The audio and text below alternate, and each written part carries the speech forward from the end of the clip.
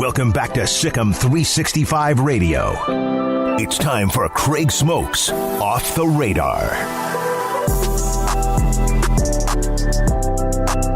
All right, welcome into Off the Radar here on Sikkim 365 Radio, Sikkim 365 Sports. Craig Smoak, Paul Catalina. David Smoak will be back on Monday.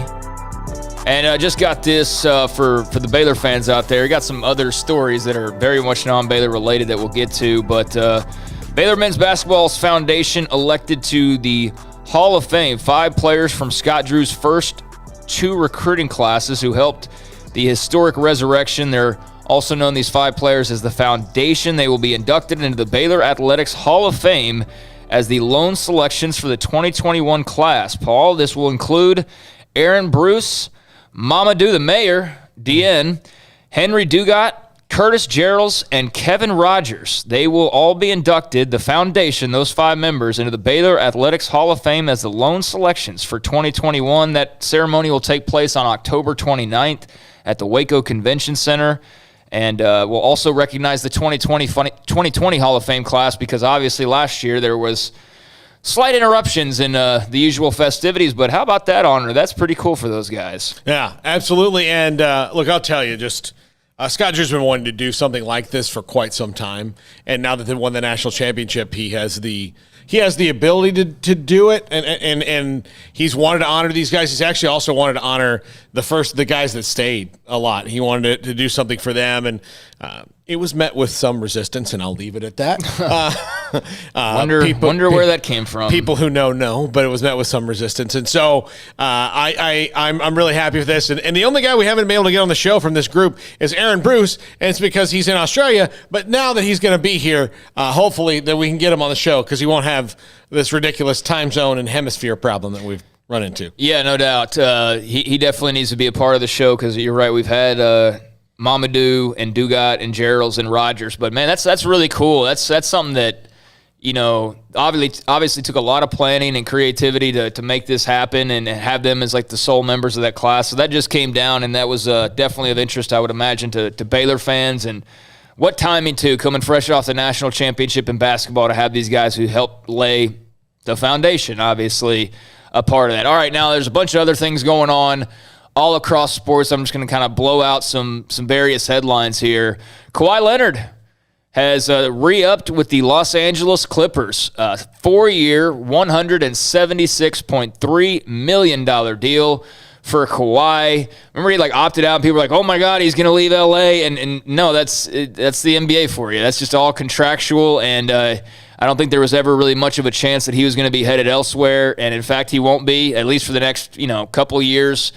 4 years, $176.3. So any remaining Spurs fans who held out hope that somehow Kawhi would return one day, not that maybe there's many that would want that, but definitely not going to happen anytime soon.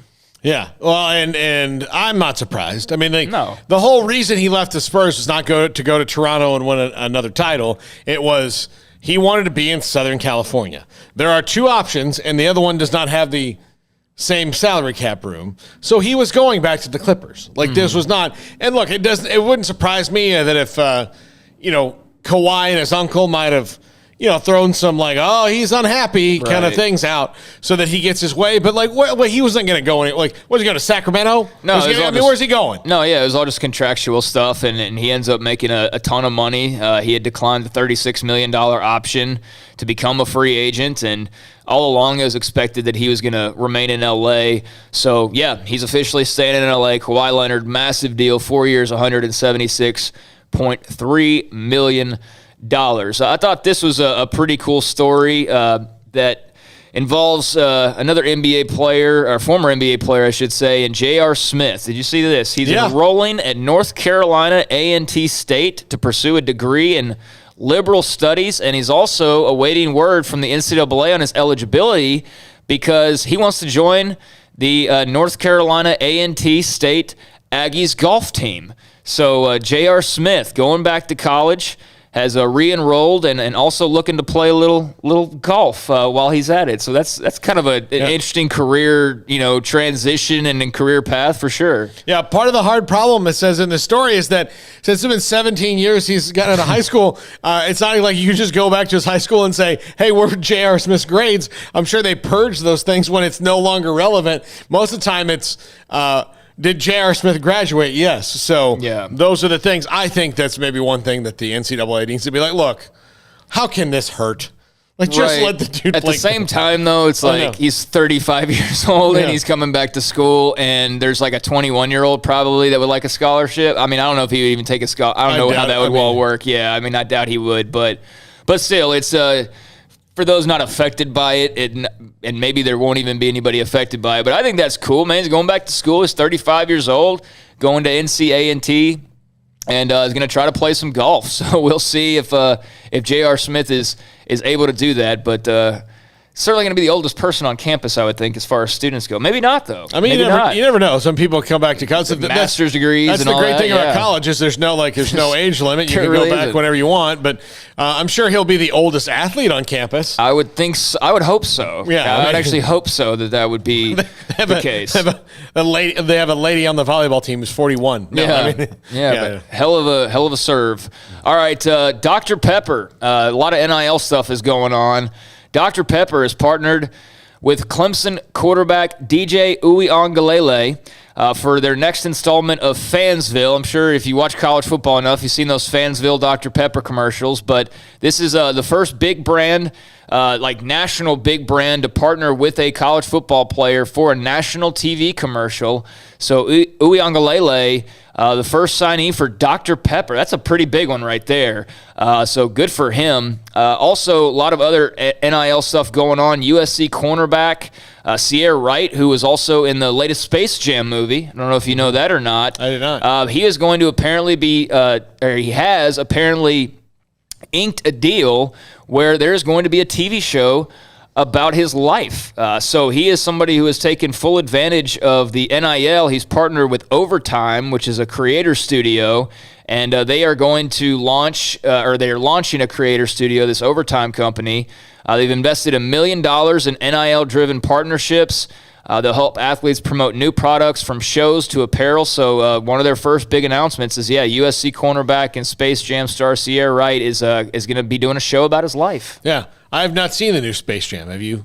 No, I have not seen it. I have not seen it, and I probably won't until it comes across my TV when I have nothing else to watch. Yeah. I mean, I don't have a desire. I'm not a big cartoons guy or a big animation guy. Like, there's certain stuff that I enjoy, but most of the animation I've watched anytime recently is like Batman animation, like the Long Halloween and stuff, like the graphic novels they turned into cartoons. But no, I don't have kids. I don't have like little nephews and nieces that I carry around either. So, it's just not of interest to me. Have you seen it? No. Okay. And I'd probably maybe watch it with my nephews or something. But I'd rather show them the first one with the actual greatest player of all time. Well, controversial stance there. No, I mean, I'm sure it's fine, but it's just I'm not 10 years old anymore. I just don't. Don't really care. Elsewhere, this is probably the coolest of the NIL announcements. Mentioned Sierra Wright, and I mentioned obviously a big deal for Clemson's QB and Dr. Pepper, but BYU might have stolen the cake today as far as name, image, likeness agreements go. BYU has partnered with a local company, Built Brands LLC. It will include multi-year name, image, likeness deals for all members of the Cougars football team. And this is the kicker here. For the 36 walk-ons, the compensation will be in an amount comparable to the cost of tuition for the academic year. Per BYU, 123 of its football players will enter into agreements with Built Brands LLC, which is based out of Utah. They distribute protein and energy products. So basically, the gist of this is the players who agree to it, they'll wear, the branding. They'll have stuff on their practice helmets, which is something I hadn't really thought about, and that's kind of new, and I don't really know what that does because it's not like we get a whole lot of access to watching practice to begin with, but okay. They also take part in experiential events, and walk-ons will be provided additional social media and experience promotion. So basically what this means is everybody, even if you're not on scholarship, is going to be able to pay their tuition based off this singular NIL deal, which is obviously a huge thing for these walk-ons. Well, that's a cool thing, and part of it might be that BYU has that own TV network too. That's true. Yeah. So I don't know, and like the deal, the NIL rules are different in every single state. So based on what I'm hearing here, this is probably not something that would be legal in Florida or Texas because it can't be directly through the school. But right.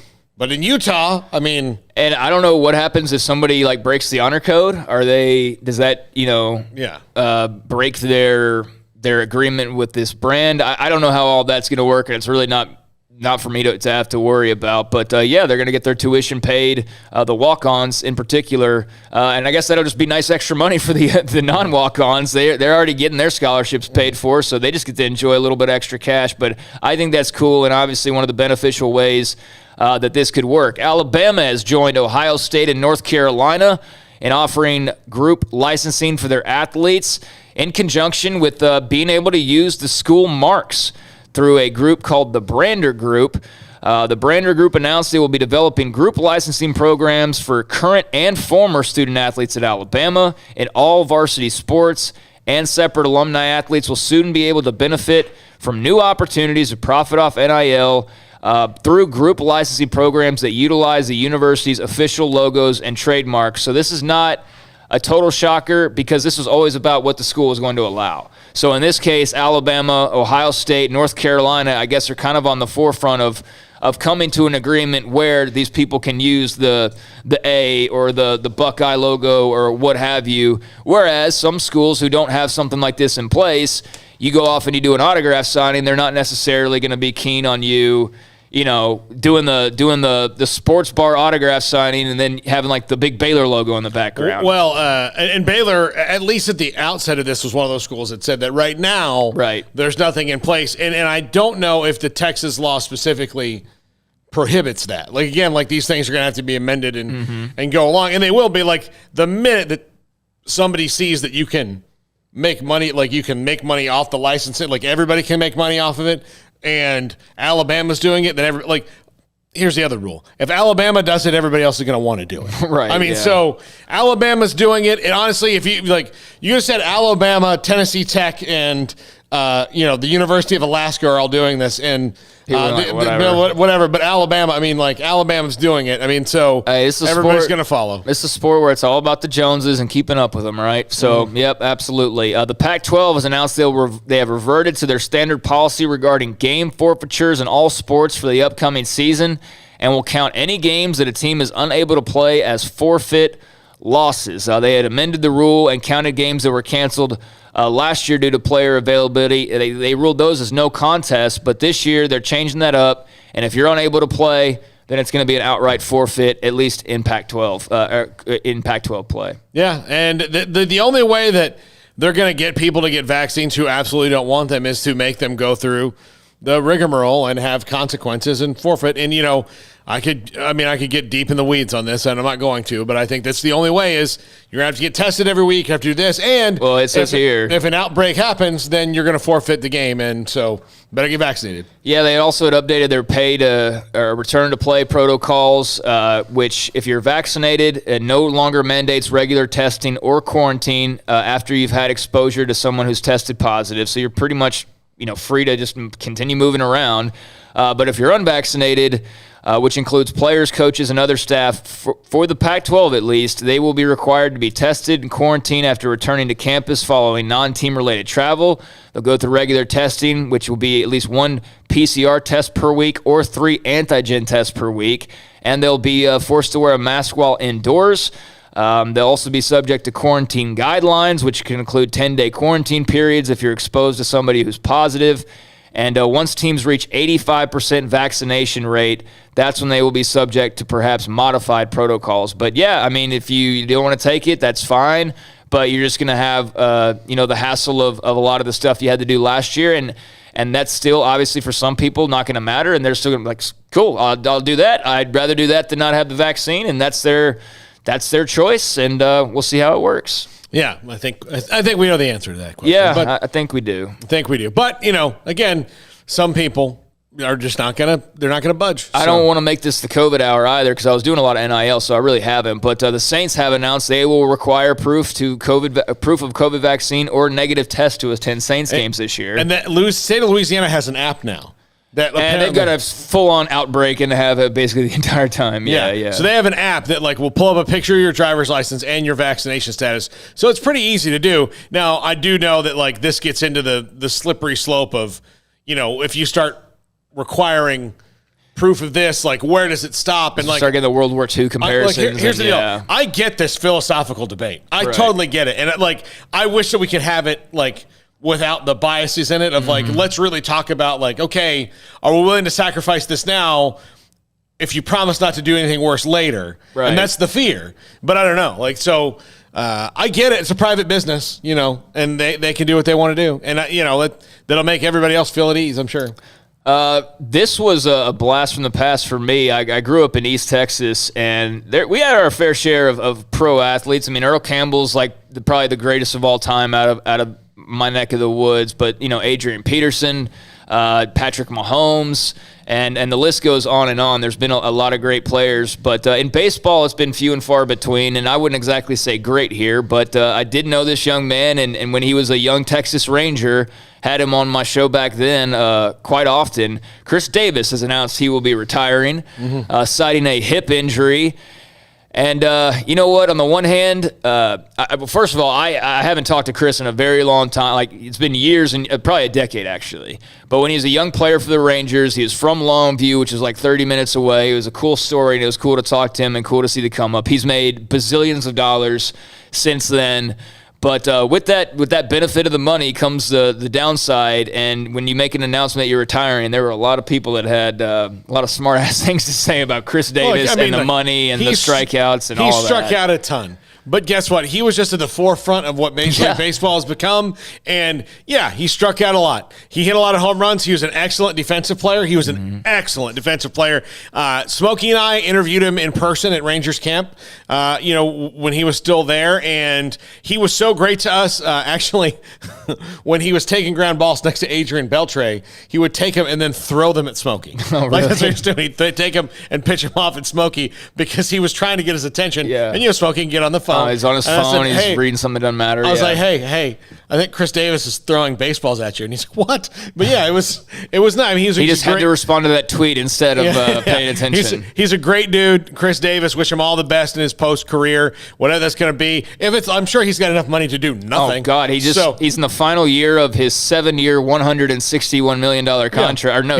Next year would have been year 7 of the 7-year, 100. It still gets it. So that's Major League Baseball for you. So congratulations, Chris. You've earned enough money to do nothing until you decide to do something. So and he's early 30s? 35, and he can retire. And man, that's a nice little thing to be able to walk into retirement with a nest egg like that. But thanks to Chris Davis for as kind as he was to me. I know he had his hits and his misses in Baltimore, but he is calling it a career due to a hip injury. That's the reason why he's signed. He's just had a boatload of injuries. I think one more note here, Florida corner and projected starter Jayden Hill is going to miss this upcoming season, tore the ACL on his left knee.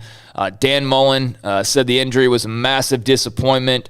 Junior started 5 games last season and was going to be one of their starting cornerbacks, but instead, just a week into training camp, he's torn his ACL, so bummer news for Jayden Hill. I know Paul's not going to cry too many tears, although you absolutely don't root for guys to get injured, but that is a little bit of a blow for the Gators. No, it does. Look, and here's the thing. You kind of want part of your ego as a fan. I kind of want to beat their best. I want them at full speed. Exactly. Yeah, I mean, now look, I'll take them at half speed. I mean, that's fine, but you do want to, the one thing you don't want, and I learned this as I got older, is you beat the rival, especially when you have buddies that are fans of the rival, oh yeah, we didn't have this, and then you go well, that's a really good point. Mm-hmm. Again, Oklahoma was going to beat Florida last year regardless, I think, but Kyle Pitts didn't play in that game. Right, so, I mean, it's probably a different game with the dude in it, as fans, you don't want to hear it from other, really it's just best to tune out other fans, quite frankly, because every big win they're going to try to poke holes through, but that is one of those, where you're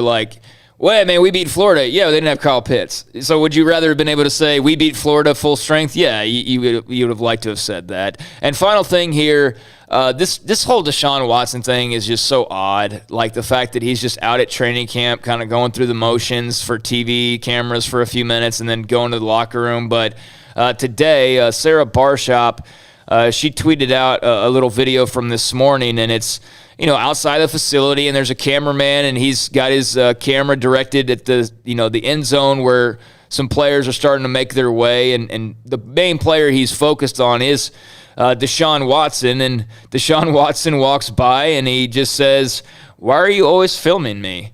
And asked that question and just kept walking. And, of course, a lot of people were like, well, because, you're accused of like 20 different, assaults or whatever. But, that just kind of sparked more conversation. And I just find the whole thing so bizarre. Mm-hmm. Like the whole thing, I mean, just from the way we all viewed Deshaun Watson, when he first entered the league. And I don't think everyone's opinions have changed. And I'm absolutely having covered various cases now at this point over the years, I am absolutely not one of those who is like you're guilty until proven innocent. I think you're innocent until proven guilty.